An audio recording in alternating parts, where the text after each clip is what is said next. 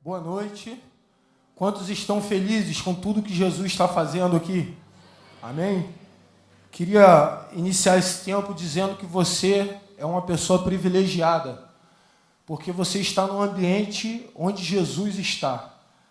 No Velho Testamento, as pessoas, o povo de Deus, quando passava um tempo de guerra, de crise, a primeira coisa que o povo fazia, se dirigia até o templo, e era o lugar onde Deus se manifestava, onde Deus falava. E agora, na Nova Aliança, no Novo Testamento, Jesus falou o seguinte: onde tiver 2 ou mais reunidos no meu nome, eu estou no meio deles. E a grande verdade é que aonde Jesus está, nesse lugar, há liberdade. Aonde Jesus passou, houve cura. Aonde Jesus passou, houve liberdade, houve salvação. Pessoas foram tocadas em suas vidas e tiveram suas vidas mudadas. E essa é a convicção do nosso coração, que Jesus está no nosso meio, falando, se manifestando, tocando nos nossos corações, te desafiando, te animando. Quantos estão provando disso aqui nessa noite? Quantos aqui já sentiram essa presença maravilhosa, que nos anima, que renova a nossa fé, a nossa esperança? Queridos, eu tenho meditado num assunto e eu penso que esse assunto tem a ver com todos nós. Eu intitulei esse assunto, essa palavra, essa reflexão, com o seguinte tema: o que fazer quando não há saída? Quem joga sinuca aqui, tem um irmão nosso aí que joga sinuca. Tem um termo que o pessoal usa na sinuca que é o seguinte: eu estou numa sinuca de bico, eu não tenho como atacar aquela bola, eu estou numa situação difícil. E eu penso que todos nós já passamos ou vamos passar por uma situação difícil que nós não vamos ter saída. Vamos ficar de alguma forma encurralados, vamos ficar de alguma forma sem solução, sem estratégia, sem o que fazer. Outro dia, um irmão me procurou e falou assim: Alexandre, como é que está essa situação? Eu estava vivendo uma crise, e aí eu virei para esse irmão e falei assim: eu não tenho o que fazer. O que eu estou fazendo agora, entreguei na mão de Deus, estou orando. E geralmente, quando a gente vive questões como essa, seja na nossa família, eu já recebi muitos pais na escola, e aí eu chamava os pais para falar dos problemas que os filhos estavam vivendo, estava fazendo muita bagunça, não queria nada com as aulas, e muitas vezes já ouvi dos pais falando assim: professor, eu não sei o que fazer com meu filho, eu já fiz de tudo, eu já tentei, já conversei, mas eu não sei o que fazer. E é possível que você, que tem alguns pais aqui, vivendo isso, seu filho chegou a uma determinada idade, que ele já não te ouve, que o teu conselho já não tem mais peso para ele. A gente anda com jovens e adolescentes, com grupos de jovens e adolescentes, e a gente conversa muito com os pais. E a gente ouve muito isso dos pais. Eu ainda não tenho filho adolescente, convivo na minha profissão com jovem, com adolescente e no meio da igreja. Mas ao conversar com alguns pais de pré-adolescente e adolescente, a gente ouve muito isso: Alexandre, eu perdi o controle dos meus filhos.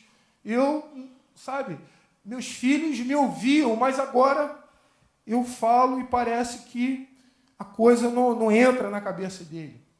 E muitas das vezes nós perdemos o controle também dentro do nosso casamento. Chega a crise, chega o dia mau, e você já tentou algumas coisas para mudar esse quadro, para mudar a realidade do teu casamento, mas realmente você não tem o que fazer. Muitas das vezes isso acontece na nossa vida financeira também. Outro dia eu liguei para um irmão, e o irmão falou assim: Alexandre, eu estou aqui fazendo as contas E esse mês eu vou ter que entrar no especial. As contas não fecharam, as contas não bateram.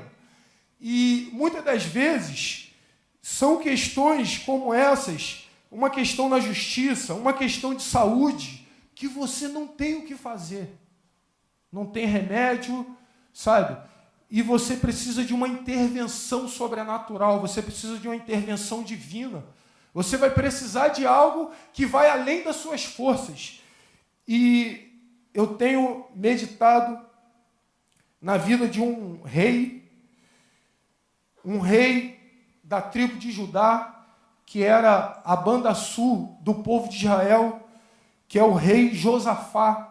Ele viveu exatamente esse momento na vida dele. Ele passou por uma situação, por uma circunstância que ele não tinha o que fazer, que ele perdeu o controle, que foi uma guerra que ele viveu. Eu queria que você, que tem a Bíblia aí, pudesse acompanhar comigo, 2 Crônicas, capítulo 20. Eu vou ler, nesse primeiro momento, versículo 1 e 2. E nesse versículo 1 e 2, a palavra fala, está aqui no telão, se você quiser acompanhar. E sucedeu que depois disso, os filhos de Moabe, os filhos de Amon, e com eles alguns outros do Amonitas, vieram a pelejar contra Josafá. Então vieram alguns que deram aviso a Josafá, dizendo: vem contra ti uma grande multidão da além do mar da Síria, e eis que já estão em Azazon Tamar, que é em Gedi. Então, para você entender melhor esses dois versículos, segundo alguns estudiosos, toda a nação de Israel tinha aproximadamente 1.500.000 soldados de guerra. Só que aqui o que está acontecendo é o seguinte: juntaram duas nações, dois povos e mais uma parte de um terceiro povo para atacar o povo de Israel. E segundo alguns estudiosos, eram aproximadamente 3 milhões de soldados, o dobro. E eu creio que você está entendendo aqui que Josafá, quando recebe essa notícia, né, ele, naquele momento, ele pensa: o que eu vou fazer agora? Eu tenho 1.500.000, só que está vindo contra mim 3 milhões de soldados. O que eu vou fazer? E é interessante que Josafá, ele faz algumas escolhas, ele toma algumas decisões que muito nos ensina, que muito nos ensina a como nos comportar diante de uma crise, diante de uma batalha onde nós não temos o que fazer. Quando o inimigo, na verdade, é maior, né, do que nós. Antigamente, quando a gente era criança e mais novo, alguém falava isso, né? Aí é covardia, 3 contra 1. Né? E o que Josafá está vivendo aqui é exatamente isso. Juntam dois povos e mais uma parte de um terceiro povo para atacar o povo de Israel. E no versículo 3, começa aqui, no versículo 3, alguns sentimentos e algumas atitudes que Josafá teve que muito nos ensina, né, para a gente passar essa crise e esse dia mau. No versículo 3, a parte A Bíblia fala assim, ó: então Josafá temeu. Vou ler só essa parte. A parte A, em outras traduções, fala que Josafá teve medo. E o medo, eu estava estudando sobre o medo, existe 2 tipos de medo. Existe aquele medo que nos protege, que te guarda de alguns acidentes. Você não vai chegar na beira de um precipício, porque você vai sentir um medo, né? E você vai se afastar. E esse medo, ele te protege, ele te guarda. Na hora de ultrapassar um carro no trânsito, você tem aquele temor: acho que não vai dar não, e você segura a onda. Então, esse medo, ele é um medo bom. Só que existe um medo que ele é ruim, porque esse medo, ele nos afasta de Deus. Existe um medo que gera no nosso coração incredulidade, que gera no nosso coração desespero, que gera no nosso coração precipitações diante dessa crise, diante de situações que nós não temos soluções, não temos estratégias. Muitas das vezes vem sobre o nosso coração medos, sentimento de medo, de insegurança, que vai contra a nossa fé, que nos impede de ver a Deus, que nos impede de ver uma solução em Deus. E esse medo, ele muitas das vezes gera incredulidade no nosso coração, gera desespero. Esse medo, muitas das vezes, nos afasta de Deus.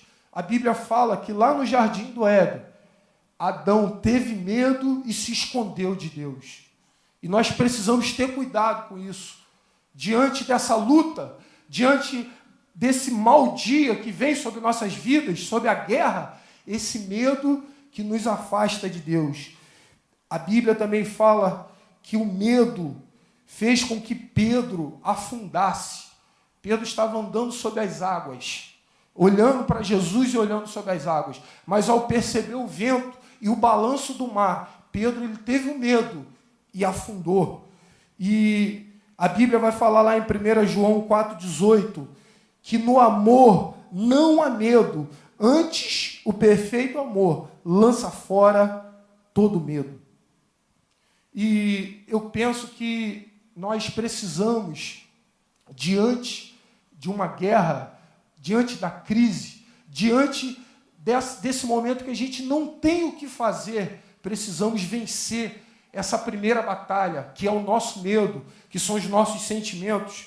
E seguindo o versículo 3, a Bíblia fala que Josafá venceu e ele teve uma atitude positiva.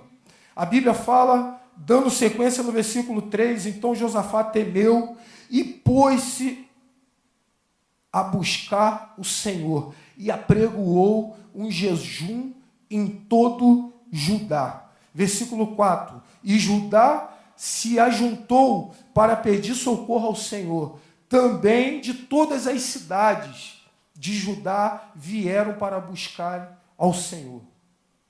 E aqui a gente começa a aprender algumas atitudes que nós precisamos ter diante dessa luta, dessa crise, desse dia mau, que é vencer o medo. De que forma? Buscando a Deus. Buscando a Deus. Então, diante da guerra, precisamos assumir uma postura vitoriosa. Você pode repetir isso comigo? Diante da guerra, precisamos assumir uma postura vitoriosa. E Josafá, ele faz exatamente isso. A Bíblia fala que Josafá, ele busca o Senhor em oração, e só, ele não para na busca. A Bíblia fala que ele jejua e chama todo o povo para jejuar e orar junto com ele. E é interessante que quando você percebe essa atitude de Josafá, eu estava lembrando sobre o momento daquela batalha de Davi e Golias. É muito interessante essa história. 1 Samuel, capítulo 17. Seria interessante você ler depois. Um gigante de aproximadamente 2,90 m. Ninguém teve coragem de encarar, mas Davi teve coragem de encarar aquele gigante. E a Bíblia fala que exatamente no momento daquela batalha, do combate físico, que Davi estava com suas 5 pedras, né? A Bíblia fala que antes de iniciar o combate físico, a guerra física, a Bíblia fala que o gigante virou para Davi e começou a amaldiçoar Davi em nome dos seus deuses. E o que eu entendo sobre isso? Que antes da gente travar batalhas no campo físico, nós vamos travar batalhas no campo espiritual. E a nossa vitória, ela começa exatamente no campo espiritual. Você consegue visualizar isso? Davi já de frente para aquele gigante. E antes de iniciar o combate físico, o gigante vira para Davi e começa a amaldiçoar em nome dos seus deuses. Ou seja, antes de uma batalha física, antes da batalha que a gente vai enfrentar aqui no mundo, nessa terra, existe uma batalha espiritual. Existe uma batalha espiritual que se vence com oração, que se vence com jejum. E a palavra vai confirmar isso em Efésios 6, versículo 12, que a Bíblia fala: pois não é contra carne e sangue que temos que lutar, mas sim contra os principados, contra a potestade, contra os príncipes do mundo das trevas, contra as hostes espirituais da iniquidade nas regiões celestiais. E é muito interessante isso aqui, porque Josafá tinha uma multidão de aproximadamente 3 milhões de homens para atacar a nação de Israel. Mas esse homem, ele ora, ele chama o povo para um tempo de jejum, e isso muito nos ensina que nós precisamos, diante dessas crises, dessas batalhas que nós vamos viver, se já estamos vivendo, nós vamos viver, precisamos entender que existe uma guerra espiritual. Existe uma guerra espiritual, e a guerra espiritual ela se vence com oração e com jejum. Quantos creem nisso? Quantos creem nisso?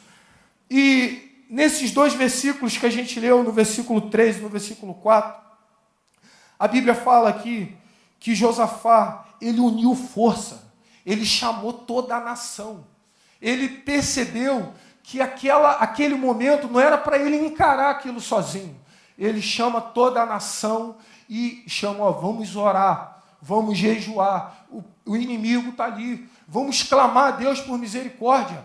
E a gente aprende isso, que no nosso momento difícil, de crise, de dor, precisamos acionar pessoas, precisamos pedir ajuda. Ora por mim, me ajuda, eu estou vivendo essa situação, vamos jejuar junto comigo, vamos subir um monte junto comigo.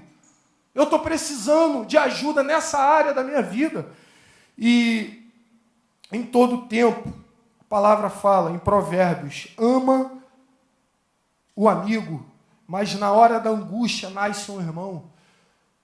Nós iremos fazer muitos amigos, iremos fortalecer muitos vínculos, muitas histórias de amizade nessa terra, quando nós começarmos a abrir o nosso coração, falar das nossas lutas, das nossas guerras, das nossas aflições. Amém? Nós temos uma guerra e precisamos estar no lugar certo. Precisamos estar onde o Senhor ordena a vida. A Bíblia fala que Josafá chamou o povo e se colocou diante do templo. No Velho Testamento, a presença de Deus se manifestava no templo. Os sacerdotes estavam no templo. E Josafá entendeu isso. Ele entendeu que nesse tempo de guerra que ele estava vivendo, ele precisava estar no lugar certo. E, infelizmente, muitas das vezes, nos nossos momentos de crise de guerra, nós vamos para lugares que não vão nos ajudar em nada. Precisamos estar em lugares estratégicos, precisamos estar na comunhão, precisamos estar no ajuntamento dos santos, seja pelas casas, seja ajuntamento público. E o que Josafá fez foi exatamente isso, reúne o povo, né? Hoje é diferente, na nova aliança, Jesus se manifesta onde tem 2 ou 3 reunidos no nome dele. Não existe uma referência de um espaço físico, mas existe essa referência de pessoas, 2 ou mais, reunidas no nome de Jesus. Ali o Senhor ordena bênção, ordena vida, a libertação, a cura, a paz na comunhão. Amém? Ontem, na minha casa, foi um dia desse. Recebi lá na minha casa aproximadamente aí uns 15 a 20 jovens. Ficamos juntos, depois lá do Onda Jovem, compartilhamos de um churrasco, jogamos videogame, brincamos, rimos. E como isso é bom, como isso é bom, essa comunhão, esse ambiente gostoso de olhar no olho um do outro e poder abrir teu coração, poder ser ajudado, poder ajudar. No versículo do versículo 6 ao 11, acontece algo aqui muito interessante. Josafá, ele reúne o povo, ele toma a palavra e ele inicia uma oração. E é muito interessante que Josafá, ele não ora de qualquer forma. Ele não sai fazendo oração aleatória. E, gente, eu queria que você lembrasse o seguinte, isso tudo está acontecendo aqui com Josafá, mas o inimigo já está pertinho para atacar o povo de Israel. E esse homem, ao reunir o povo, ele faz uma oração que eu intitulei como uma oração inteligente. Ele divide a oração deles em duas partes. A primeira parte da oração de Josafá, ele lembra quem é Deus. Ele lembra que Deus é todo-poderoso, que o Deus é forte, é valente, é o Senhor dos exércitos, é o Deus poderoso. E ele começa a lembrar isso para ele mesmo e para o povo. Ele começa, e aí tem até uma frase que a gente ouve e lê de vez em quando, né? Não olhe para o tamanho do seu problema, olhe para o tamanho do seu Deus. E eu penso que essa frase foi inspirada no que Josafá viveu, porque diante dessa pressão que ele estava vivendo, a Bíblia fala que ele ora de uma forma inteligente. No versículo 6, ele vai orando até o versículo 11. Então, a forma inteligente que ele ora é o seguinte: primeira parte da oração, ele exalta o nome do Senhor. Ele lembra do tamanho do Deus dele e do que Deus é capaz. Diante dessa luta, ele lembra: Deus, eu sei que o Senhor é um Deus todo-poderoso. Aqueles 3 milhões de homens estão querendo me atacar, mas eu creio num Deus maior do que eles. E ele começa a orar, e a segunda parte de oração de Josafá, ele começa a lembrar da promessa de Deus sobre a vida dele. Tudo que Deus tinha prometido sobre o povo de Israel. E aí eu aprendo com isso. Diante desse momento difícil na nossa vida, onde a gente não tem solução, ou quando a gente acha que a gente não tem mais o que fazer, não tem mais estratégia, nós precisamos orar dessa forma, lembrar quem é Deus, o poder de Deus, o tamanho de Deus, e lembrar das promessas de Deus sobre nossas vidas. Quantos aqui têm promessa sobre a tua vida? Quantos aqui têm? E precisamos trazer a memória, porque isso renova a nossa esperança. Existem famílias aqui que os filhos estão desviados. Você precisa lembrar da palavra de Deus que fala que eu e minha casa serviremos ao Senhor, e orar e declarar isso.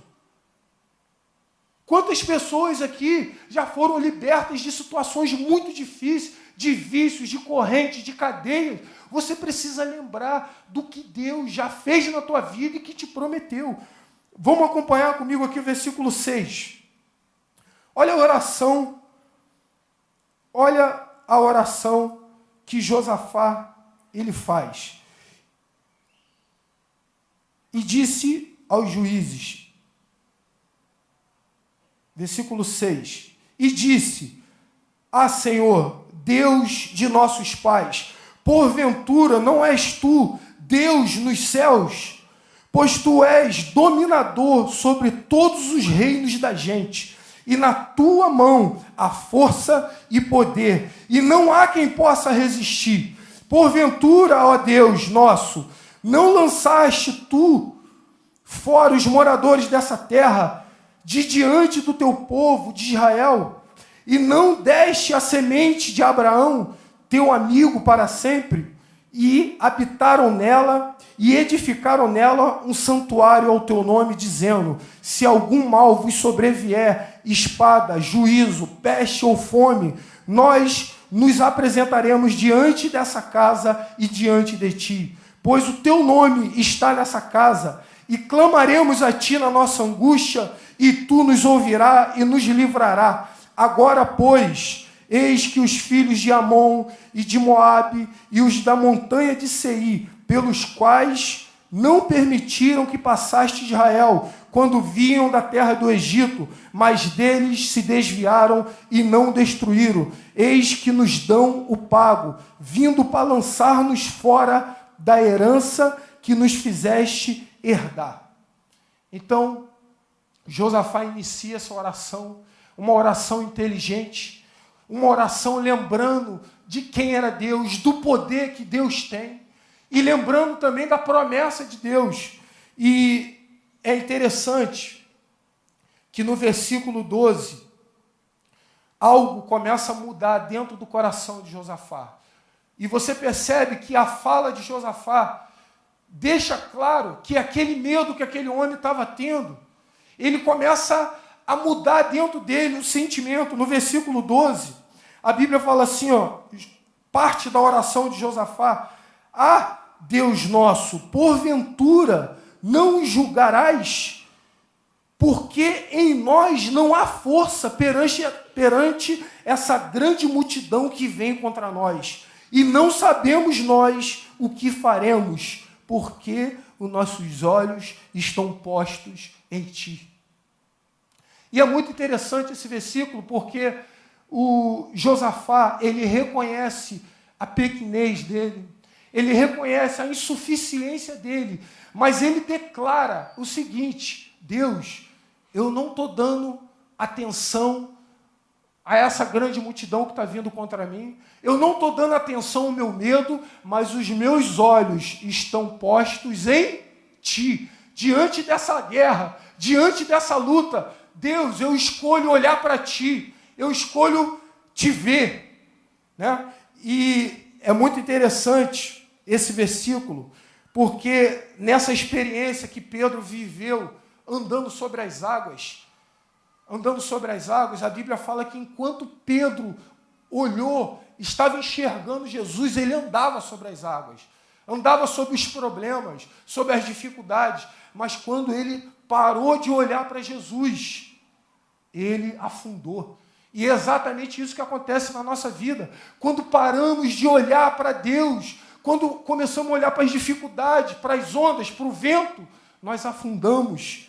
E lá em Hebreus 12, versículo 2, a Bíblia fala exatamente isso. Tendo os olhos fitos em Jesus, autor e consumador da nossa fé. Ele, pela alegria que lhe fora composta, suportou a cruz, desprezando a vergonha, e assentou-se à direita do trono de Deus. Queridos, precisamos sempre, independente do momento que nós estamos vivendo, continuar com nossos olhos fitos em Deus, olhando para o Senhor, autor e consumador da nossa fé. E com certeza continuaremos caminhando sobre as águas, continuaremos vencendo todas essas dificuldades que sobrevêm sobre nossas vidas.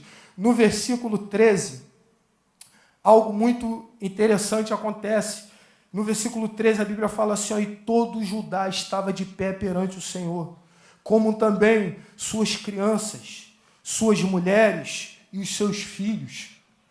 Eu achei esse versículo muito interessante, porque essa guerra e essa luta não se tornou uma guerra, uma luta pessoal de Josafá, e só dos homens, só dos adultos. Eles envolveram toda a família. Eles envolveram seus filhos, suas filhas. E eu fiquei pensando exatamente sobre isso, que um dos melhores momentos para a gente ensinar os nossos filhos sobre fé, sobre perseverança, sobre vencer a adversidade, é exatamente nesse tempo de luta. É exatamente nesse momento que a gente ensina aos nossos filhos, às nossas filhas, como passar por uma dificuldade. Outro dia eu estava no monte orando e eu vi uma cena muito bonita. Eu vi uma família chegando para o monte para orar. Um casal com 2 filhos, um bem novinho, devia ter uns 6 anos, o outro um pouquinho maior, com uns 10. E eu estava num local orando e aquela família chegou no monte e ficaram de joelho assim, numa posição que dava para eu ver. E eu falei, cara, que legal, né? E eu fechei esse propósito com Deus. Eu quero que meus filhos, eles frequentem esse ambiente. Eu quero fazer com que os meus filhos participem dos momentos na minha vida, sejam os bons momentos e os maus momentos. E eu comecei a fazer isso. Minha filha fez 1 ano Eu botou um agasalhozinho nela. Ela não entende nada. Um dia eu vou contar isso para ela, ela vai entender. Levei ela para o monte. Fez 2 anos, levei de novo. E agora que ela está um pouquinho maior, ela já está entendendo um pouco mais. Eu tenho levado ela no monte. Eu fiquei muito confrontado. A gente estava, um tempo desse, subindo um monte, uma dessas campanhas de monte que a gente faz, e a gente estava subindo com os jovens. E um jovem de uns 16 anos virou para mim e falou assim: poxa, Alexandre, o monte é muito legal, né? Muito legal o monte. Eu nunca tinha subido no monte para orar. Eu falei assim: misericórdia, o menino foi criado desde novo, no meio da igreja, nunca tinha subido o monte. E desde então, eu tenho pensado nisso, que nós precisamos ensinar sobre fé, sobre crer em Deus na prática. Nós precisamos materializar a fé para que nossos filhos possam entender o que é oração, o que é depender de Deus, o que é você receber uma resposta de oração. Eu tenho um amigo, grande amigo, que ele viveu um momento muito difícil na vida dele, no ano passado. Teve um problema de saúde e ele virou para mim e falou assim: Alexandre, no meio das minhas crises, em vários momentos, eu tendo crises de pânico, crises emocionais, eu reunia toda a minha família, chamava minha esposa, chamava meus filhos, abraçava todo mundo dentro de casa, assim, e eu começava a orar. Começava a orar e entrava meus filhos, minha esposa, todo mundo orando por mim, chorando junto. E eu fiquei pensando naquilo, falei: cara, que coisa legal. Como é importante isso, como é importante os filhos hoje olharem para esse pai e ver essa restauração de Deus na vida desse pai. E falar assim: Deus é poderoso, Deus curou meu pai, Deus tirou meu pai dessa situação.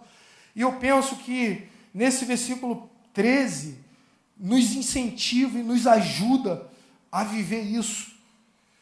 É um momento importante para ensinarmos os valores aos nossos filhos. No versículo 14, a Bíblia fala que então veio o Espírito do Senhor no meio da congregação sobre Jaaziel, filho de Zacarias, filho de Medaias, filho de Jeiel, filho de Matanias, levita, dos filhos de Asaf. E eu achei muito interessante isso aqui, porque o povo inimigo está se aproximando, e o povo está diante do templo, está orando, está buscando a Deus, e a Bíblia fala que se levanta do meio do povo um levita. E é exatamente isso que acontece na nossa vida, toda vez que nós temos um posicionamento correto diante da luta, diante do momento difícil, alguém se levanta na nossa vida para nos ajudar. Alguém se levanta com a palavra de Deus. Alguém se levanta com o conselho de Deus. E aqui a Bíblia fala que se levanta um levita. Geralmente, Deus falava através de reis, profetas e sacerdotes, mas exatamente nessa situação aqui, Deus falou através de um levita, quebrou um protocolo, e muitas das vezes Deus quebra protocolos na nossa vida, usa crianças para falar com a gente, usa circunstância, usa música, usa situações, usa a palavra, mas alguém que está posicionado de uma forma devida, Deus vai falar contigo, Deus vai trazer o consolo sobre tua vida. Não podemos atrapalhar o mover de Deus na nossa vida. Tem momentos que nós não temos que colocar as mãos. Olha só o que diz os próximos versículos aqui, o versículo 15, quando Deus levanta esse levita, olha o que ele vai falar. E Jaziel disse: dai ouvido todo Judá, e vós, moradores de Jerusalém, e tu, ó rei Josafá, assim o Senhor vos diz: não temas, nem vos assusteis, porque a causa desta grande multidão, pois a peleja não é vossa, senão de Deus. Você pode repetir isso comigo? Pois a peleja não é vossa, senão de Deus. Você pode repetir isso? Você pode falar isso para a pessoa que está do teu lado? A peleja não é vossa, senão de Deus. O versículo 16, a Bíblia fala assim, ó, amanhã descereis contra eles, e eis que sobem pela ladeira de Ziz, e os achareis no fim do vale, diante do deserto de Jeruel. Nesta peleja não tereis que pelejar, parai e está em pé, e vedes a salvação do Senhor para convosco, ó Judá e Jerusalém. Não temais, nem vos assusteis, amanhã saíreis ao encontro, porque o Senhor será convosco. Queridos, isso aqui é o resultado de um posicionamento correto diante de uma luta, diante de um momento difícil, diante de algo que nós não temos o que fazer. Esse versículo aqui é muito forte, o versículo 17, eu queria ler com vocês. No 3, vamos ler todo mundo aqui. 1, 2, 3.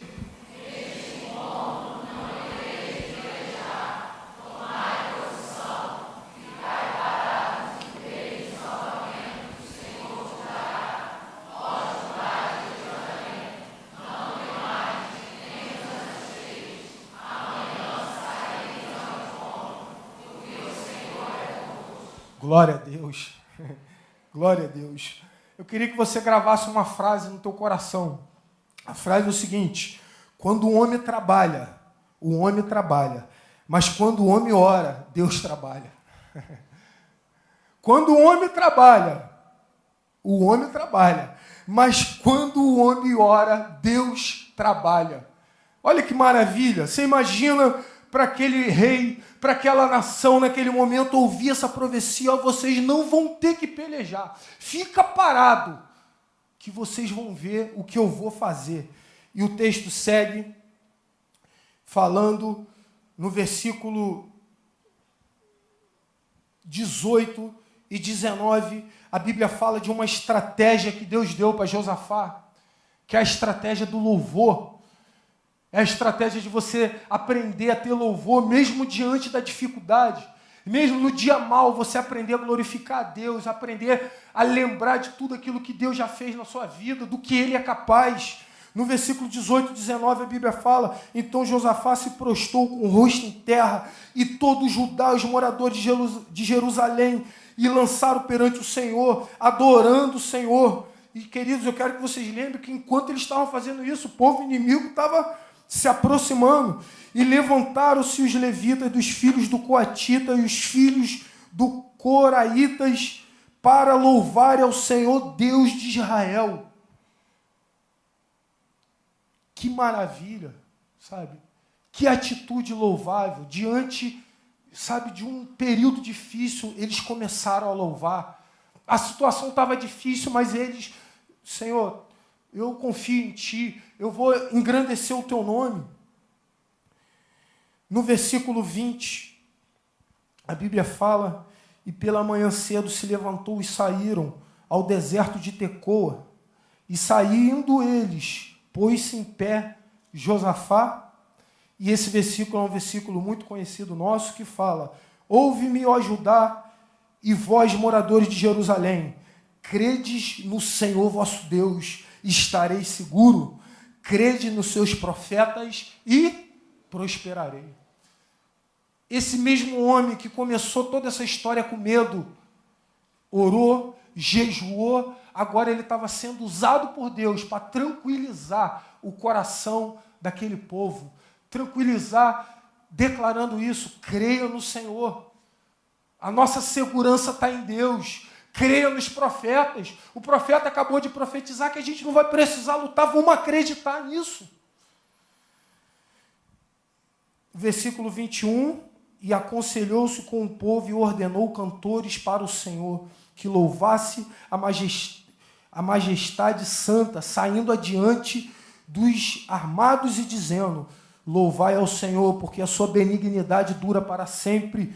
E ao tempo em que começaram com júbilo e louvor, o Senhor pôs emboscada contra os filhos de Amon e de Moabe e o das montanhas de Seir, que vieram contra Judá e foram desbaratados.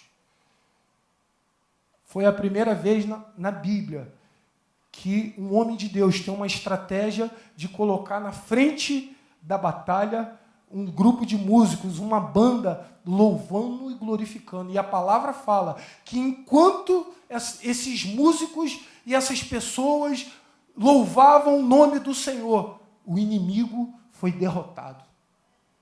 Enquanto louvava, nós precisamos, independente do momento que nós estamos vivendo, precisamos louvar ao Senhor.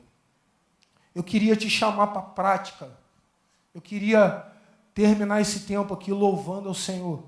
Quantos querem fazer isso? Quantos querem? Eu queria que você não saísse desse lugar. Como eu iniciei esse tempo falando, é possível que você esteja vivendo algumas crises pessoais, sabe, familiares. Eu estava meditando e orando em cima dessa palavra.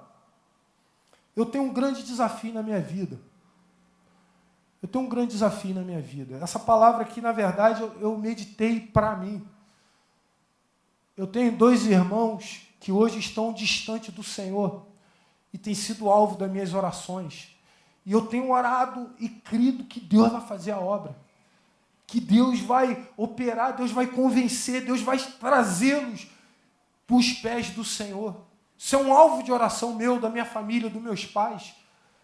E talvez você tenha algum desafio familiar de conversão, de mudança de quadro, uma restauração de amizade, uma melhoria no teu casamento, um filho desviado, um filho que não se converteu ainda, frequenta as reuniões, mas ainda não teve uma experiência real com Deus.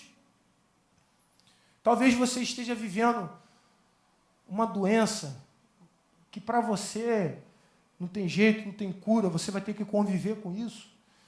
Queridos, precisamos crer no poder de Deus. Precisamos crer num Deus todo-poderoso que não há limite. Não há limite para Deus. Deus é poderoso para pegar uma mulher estéril e fazer essa mulher dar luz. Para Deus isso não é nada. Não há limite para o nosso Deus. Não há vento, não há rios transbordando, não há ondas que é capaz de limitar o poder de Deus. Talvez você tenha vivido crise na sua área financeira, precisa que uma porta de emprego se abra na tua vida. Você precisa, talvez, aumentar o seu recurso, pagar alguma dívida. Deus é poderoso, queridos. Deus é poderoso. A Bíblia fala que Pedro precisou pagar imposto e não tinha dinheiro. Chegou perto de Jesus, Jesus falou assim, joga um anzol no mar, pega um peixe, abre esse peixe, que dentro do peixe vai ter uma moeda para você pagar essa dívida. Deus é poderoso para fazer esse milagre, ou não é? Deus é poderoso para te ajudar a você pagar suas dívidas, para abrir uma porta de emprego, para melhorar a tua situação financeira. Mas nós precisamos de um posicionamento, precisamos aprender a adorar, precisamos estar no lugar certo, precisamos aprender a ouvir a voz dos profetas, precisamos crer em Deus. Eu estava conversando com a irmã solteira, que há muitos anos espera em Deus, e a gente estava falando sobre isso, sobre solteiros que estão esperando. Eu falei, rapaz, Deus é poderoso, confia no Senhor. A vontade de Deus é maravilhosa. Deus faz tudo no tempo certo. Calma, fica tranquilo, não se precipita, não. Deus é maravilhoso. Vamos orar, vamos louvar a Deus. Essa palavra que a gente acabou de compartilhar fala que enquanto o povo adorava, os inimigos, eles foram derrotados. Vamos louvar? Você pode ficar de pé, em nome de Jesus? Você pode fechar seus olhos? Vamos cantar uma canção aqui junto?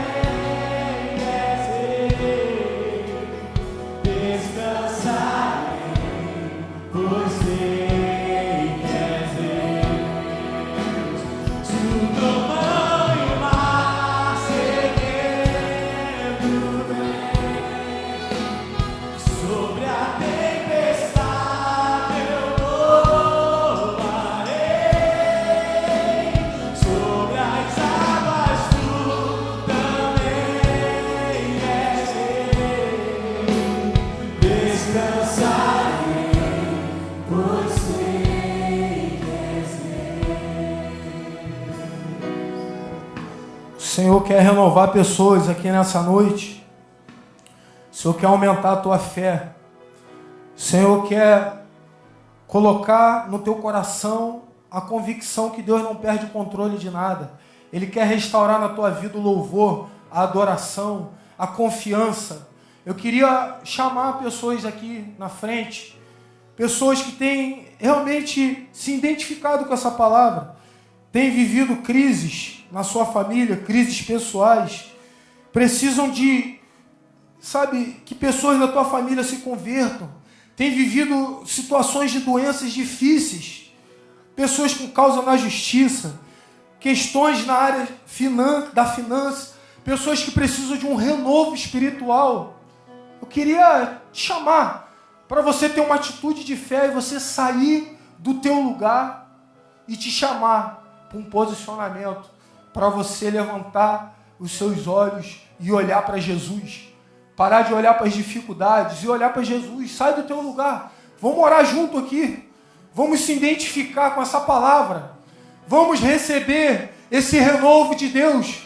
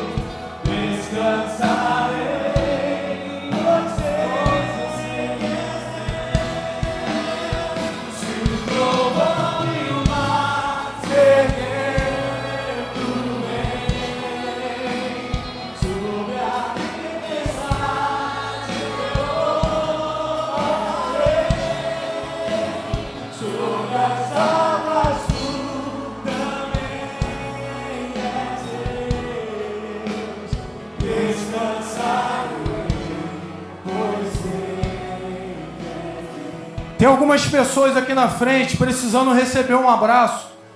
Você que está cheio do Espírito Santo, vem aqui abraçar essas pessoas. Você que cuida de gente, queria te chamar em nome de Jesus. Tem algumas pessoas aqui precisando de um abraço, precisando ouvir uma palavra de consolo, uma palavra de fé, uma profecia. Sai do seu lugar em nome de Jesus, vem abraçar essas pessoas. Tem algumas pessoas aqui na frente. Vamos juntos.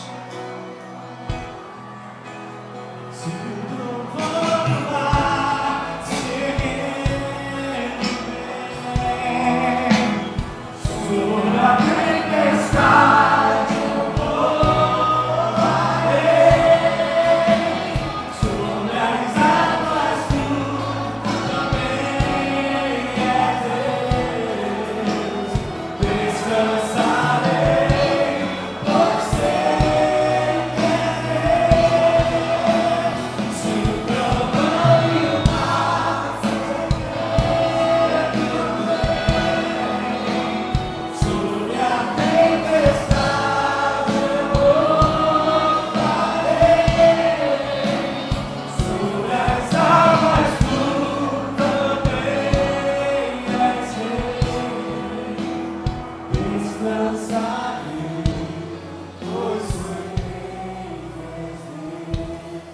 palavra de Deus sobre nossa vida nessa noite é a seguinte: nesta peleja não tereis que pelejar, parai e está em pé, e vede a salvação do Senhor para convosco.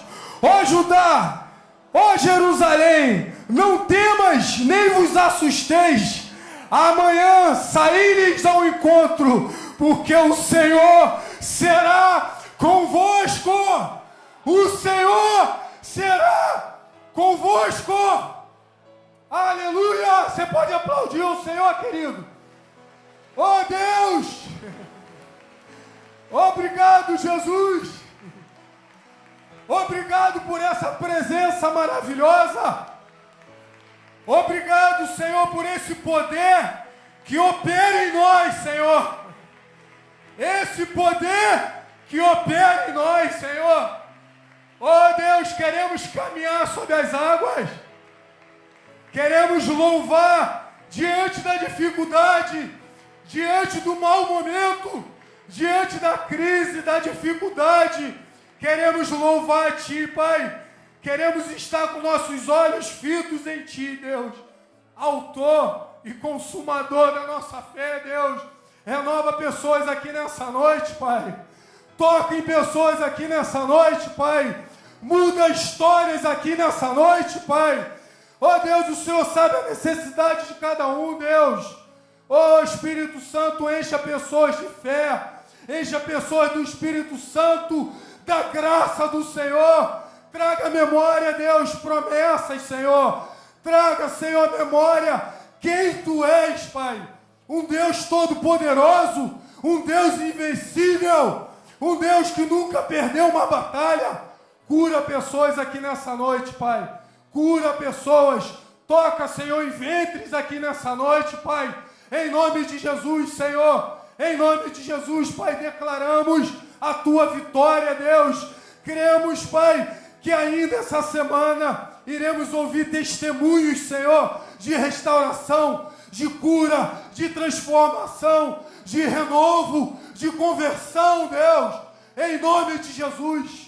Em nome de Jesus.